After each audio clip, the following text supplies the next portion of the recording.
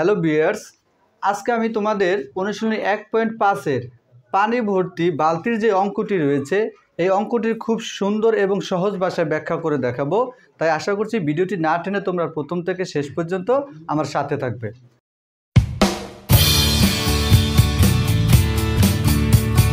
প্রথমে যদি আমরা প্রশ্নটা একটু পড়ে দেখি, একটি পানি ভর্তি বালতির ওজন 16/2 কেজি। বালতির 4/1 অংশ পানি ভর্তি থাকলে তার ওজন 5/4 কেজি হয়। খালি বালতির ওজন নির্ণয় করো। প্রিয় শিক্ষার্থীরা, তোমাদের মধ্যে এই অঙ্কটা অনেকে একটু বুঝতে সমস্যা হয় বা অনেকে অনেকভাবে করে কিন্তু সহজে মনে রাখতে পারে না। তাই তাদের জন্য আজকের আমার এই ভিডিওটি। আচ্ছা, তাহলে আমরা অঙ্কটা কীভাবে শুরু করব? আমরা লিখব, মনে করি সম্পূর্ণ বালতি 1 অংশ। বালতির 4/1 অংশ পানি আছে, তাহলে আমরা এখানে লিখব পানি আছে 4/1 অংশ।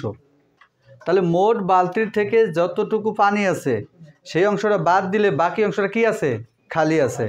তাহলে আমরা লিখতে পারি বালতি খালি আছে, 1 থেকে 4/1 অংশ বাদ দিলে এটা নিচে কিন্তু এটা 1 আছে, আমরা ভগ্নাংশের বিয়োগ করব। কি করব? ভগ্নাংশের বিয়োগ। তাহলে 1 থেকে 4/1 অংশ বিয়োগ করব। তাহলে 1-এর নিচে মনে মনে একটা 1 আছে, তাহলে 1 এবং 4-এর লসাগু 4ই হয়। তাহলে এই যে 1 আছে নিচে, 1 দিয়ে 4-কে ভাগ করলে 1 4-এর ভিতরে 4 বার যায়, 4 দিয়ে উপরে 1-কে গুণ করলে 4-1-এ 4, মাঝখানে বিয়োগ। আবার 4 4-এর ভিতরে 1 বার যায়, 1 দিয়ে 1-কে গুণ করলে 1-1-এ 1।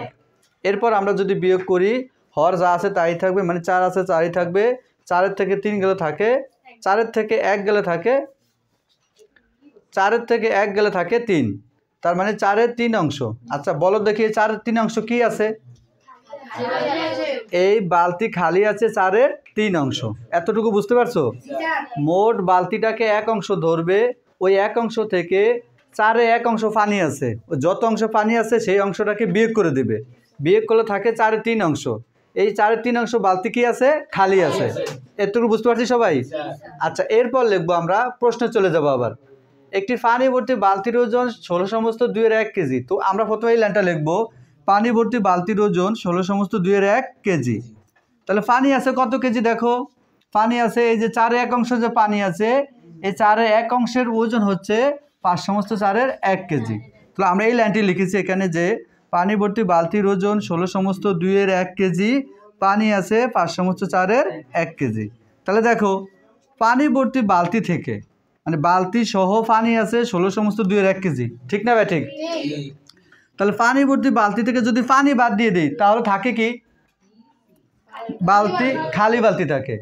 পানি ভর্তি বালতির ওজন হচ্ছে 16/2 কেজি, সেটার সাথে পানিও আছে বালতিও আছে। তাহলে পানি এবং বালতি থেকে যদি পানি বাদ দিয়ে দিই তাহলে থাকে কি? তাহলে খালি বালতির ওজন আছে নাকি? তাহলে আমরা 16/2 কেজি থেকে পানি আছে যত অংশ সেটা বিয়োগ করে দেব। বিয়োগ করলে দেখো এই যে বিয়োগটা আমি সাজালাম, এখানে এটা একটা মিশ্র ভগ্নাংশ আছে, এটাও মিশ্র ভগ্নাংশ আছে। তো মিশ্র ভগ্নাংশকে অপ্রকৃত ভগ্নাংশ করে নিতে হবে। তাহলে 16 দুগুণে 32, 32-এর সাথে লবের 1 যোগ করলে হয় 33, হর যা আছে তাই থাকবে। ঠিক একইভাবে এটাকেও 4 5-এ 20, 4 5-এ 20, 20-এর সাথে লবের 1 যোগ করলে হয় 21, তার মানে 21-এর 4। এখন আমরা বিয়োগ করব, 2 এবং 4-এর লসাগু করলে 2 এবং 4 লসাগু 4 হয়, এবং প্রথম ভগ্নাংশে হর দিয়ে 4-কে ভাগ করবে। তাহলে 2 4 মধ্যে কয়বার যায়? 2 বার যায়। 2 দিয়ে উপরে লবকে গুণ করলে 33 দুগুণে 66।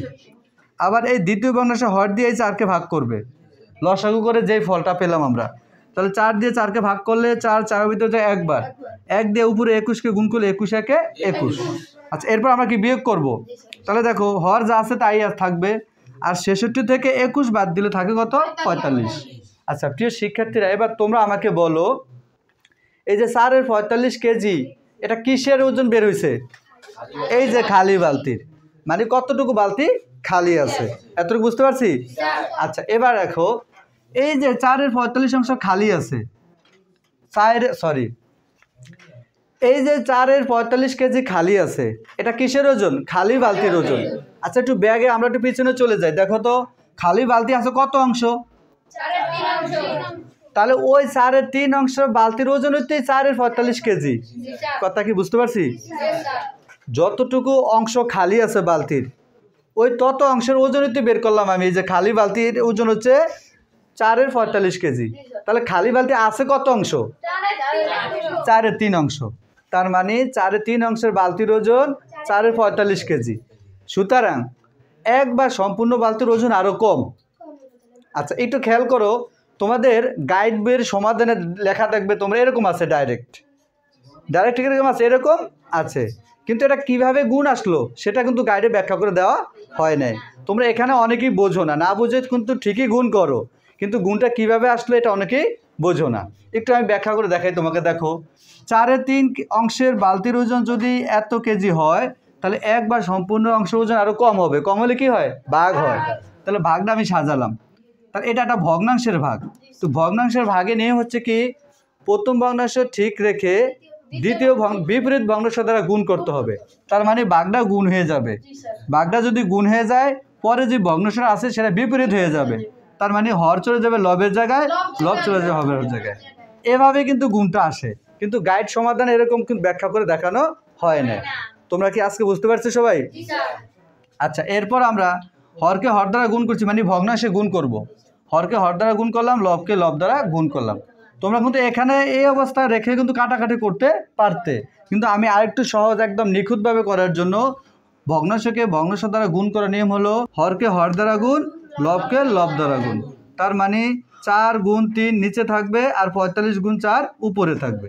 এরপর আমরা দেখবো কাটাকাটি করা যায় কিনা। দেখো, এই 4 আমরা কাটতে পারি, আবার 3 আবার 45-এর ভিতরে যায় 15 বার, তার মানে 15 কেজি। এই 15 কেজি কী বাড়িয়েছে বলো দেখি?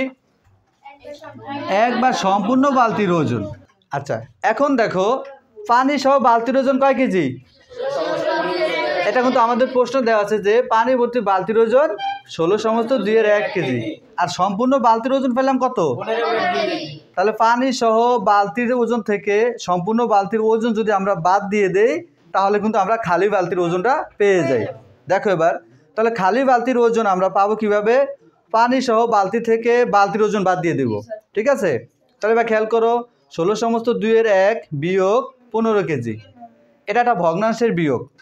এই প্রথম ভগ্নাংশটা আছে একটা কি ভগ্নাংশে? মিশ্র ভগ্নাংশে। তাহলে মিশ্র ভগ্নাংশ থাকলে সেটা কি করতে হবে? অপ্রকৃত করতে হবে। তাহলে 16 দুগুণে 32, তার সাথে 1 যোগ করলে হয় 33, তার মানে 2-33 বিয়োগ 15। আচ্ছা, এই যে 15 কি পূর্ণ সংখ্যা নাকি ভগ্নাংশ? তাহলে 15 যদি পূর্ণ সংখ্যা হয়, তাহলে এটা নিচে কিন্তু একটা 1 আছে, এটা কি নাই? তাহলে 1 এবং 2 এর লসাগু 2 হয়, 2-2 ভিতরে 1 বার যায়, ওই 1 দিয়ে উপরে 33কে গুণ করলে 33ই হয়। তাহলে 1 2 মধ্যে কয়বার যায়? 2 দিয়ে যদি উপরে 15কে গুণ করি তাহলে কত হয়? 15 দুগুণে 30। এখন 33 থেকে যদি 30 বাদ দিই তাহলে কত? 3 থাকে, আর নিচে আছে হর 2। তাহলে এইটা দেখো, এই যে 2 এর 3, এটা কোন ভগ্নাংশে আছে? অপ্রকৃত ভগ্নাংশে। কোন ভগ্নাংশে আছে? অপ্রকৃত ভগ্নাংশ অবস্থা রেখে অঙ্ক শেষ করতে পারবো না। তাহলে এটা কি করে? মিশ্র করতে হবে। এখন যদি আমরা 2 দিয়ে 3কে ভাগ করি, 2-3 এর ভিতরে যায় 1 বার, তাহলে থাকে 1। এই ভাগশেষটা, এটা এই যে ভাগফলের পাশ দিয়ে দাগ দিয়ে ভাগশেষটা উপরে থাকবে আর ভাজকটা নিচে চলে আসবে। তার মানে আমাদের ফলাফলটা আসলো কত? 1/2 কেজি। এটাই হচ্ছে আমাদের উত্তর। প্রিয় শিক্ষার্থীরা, আশা করি সবাই বুঝতে পেরেছো। তোমরা যদি এই অঙ্কটা এই নিয়মে করো, আশা করছি পরীক্ষার মধ্যে কখনো তোমাদের আর ভুল হবে না। যদি আমার ক্লাসগুলো তোমাদের ভালো লাগে, তাহলে অবশ্যই সবাই লাইক, কমেন্ট, শেয়ার এবং সাবস্ক্রাইব করে আমার চ্যানেলটির সাথে থাকবে। ধন্যবাদ সবাইকে।